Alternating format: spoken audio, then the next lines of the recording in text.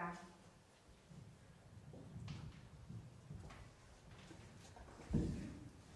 Grazie, buonasera a tutti. Niente, come diceva Gabriele, ci presentiamo come fanno tutti, iniziando dal nome Progress Progetto Repubblica di Sardegna. Cosa vuol dire? Vuol dire, come diceva Gabri, che noi stiamo progettando la futura Repubblica che ospiterà noi e speriamo i nostri figli e i nostri nipoti. Uno dei pilastri fondanti del nostro progetto politico, uno dei punti cardine è il fatto che Progress è un partito politico ed è un partito politico indipendentista.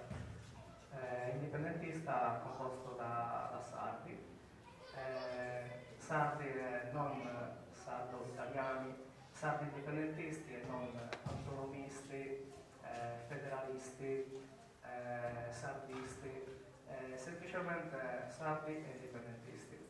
Per quanto riguarda la concezione di quello che vuol dire essere sardo oggi, quindi la concezione di nazione sarda, noi sappiamo che una nazione solitamente viene definita come un insieme di un popolo che insiste su un territorio, che ha una cultura comune, che ha una lingua comune e che ha comunque una sua storia.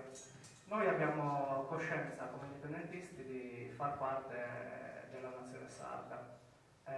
Purtroppo, per fortuna, perché c'è ancora un dibattito, non tutti i sardi sono coscienti di far parte di questa nazione. Quindi si può dire che la nazione sarda sia ancora una nazione, diciamo, in potenza.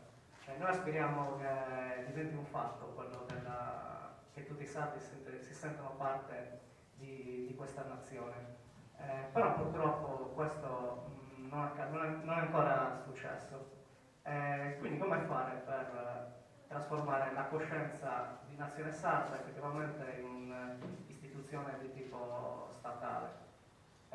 Si potrebbe pensare di lavorare appunto sulla coscienza nazionale, potremmo tentare di egemonizzare la cultura dei sardi, fare un po' come fanno gli stati coloniali, convincere tutti quanti i sardi che sono sardi, poi una volta che tutti quanti lo sappiamo facciamo lo step successivo. Però questo creerebbe dei problemi, in quanto la concezione di Stato e di Repubblica che abbiamo noi non è sicuramente quella di un vecchio Stato nazionale. Sicuramente non sarà uno Stato, una Repubblica a base etnica, perché sappiamo anche quello che è successo storicamente quando alcune nazioni hanno tentato appunto di far combaciare la nazione con lo Stato. Ne abbiamo degli esempi tutti i giorni, basta vedere qualsiasi telegiornale per vedere gli sfraceli che succedono ad esempio in Israele, dove esiste uno Stato di tipo nazionale su base etnica.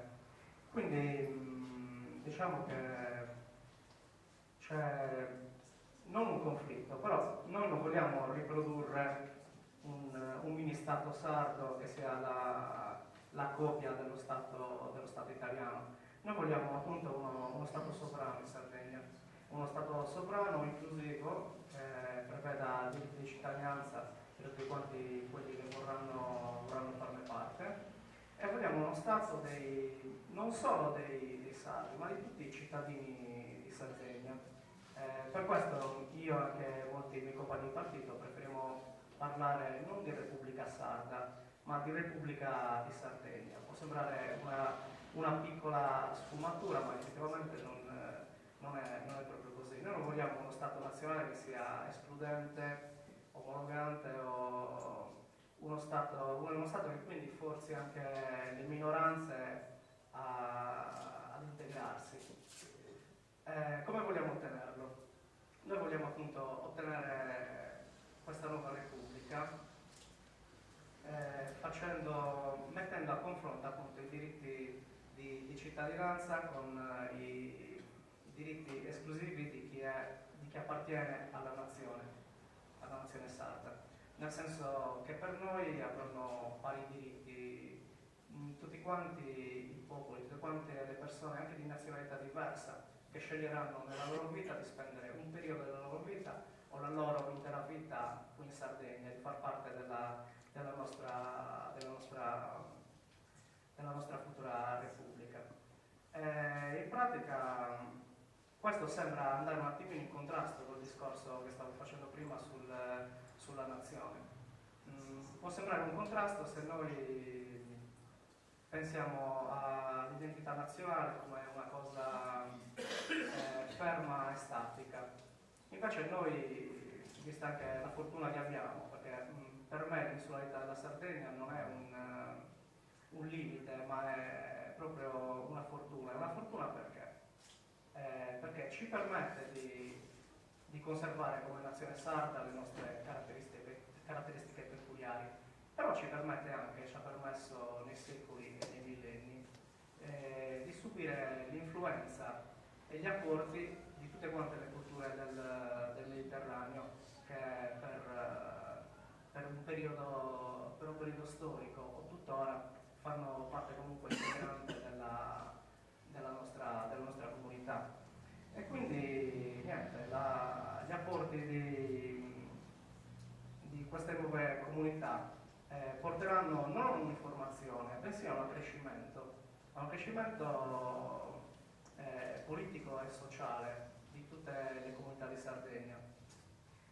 Quindi l'identità nazionale sarda non sarà più un blocco monolitico, anche perché solitamente chi tende a cristallizzare un'identità nazionale è sempre il paese che vorrebbe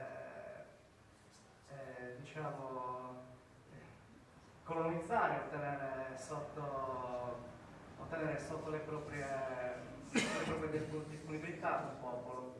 E quindi appunto se noi riusciamo a creare un nuovo Stato, questi apporti contribuiranno a creare un'identità nazionale che sarà fluida e arricchirà tutti, sia noi che i nostri figli che le future comunità di Sardegna. Come diceva prima Gabriele, un altro degli aspetti fondamentali del nostro manifesto politico è la non violenza. Per quanto riguarda appunto la non violenza, c'è da dire che storicamente l'indipendentismo in molte regioni d'Europa è stato legato a fatti gravi e di sangue. Per fortuna qua in Sardegna non è quasi mai successo. Con questo non vogliamo tanto criticare storicamente quello che è successo, perché ogni popolo e ogni nazione secondo me ha il diritto di scegliere qual è il mezzo per ottenere la liberazione nazionale. Solo che sappiamo che nel 2013 in Europa, in Sardegna, è meglio comunque, sia per un fatto etico, ma anche per un fatto pragmatico, fare tutto alla luce del sole. Adesso che noi non abbiamo nulla da nascondere, le nostre assemblee sono pubbliche, tutti quanti sanno che noi siamo indipendentisti e andremo avanti così fino ad ottenere appunto quello che è il nostro risultato sperato.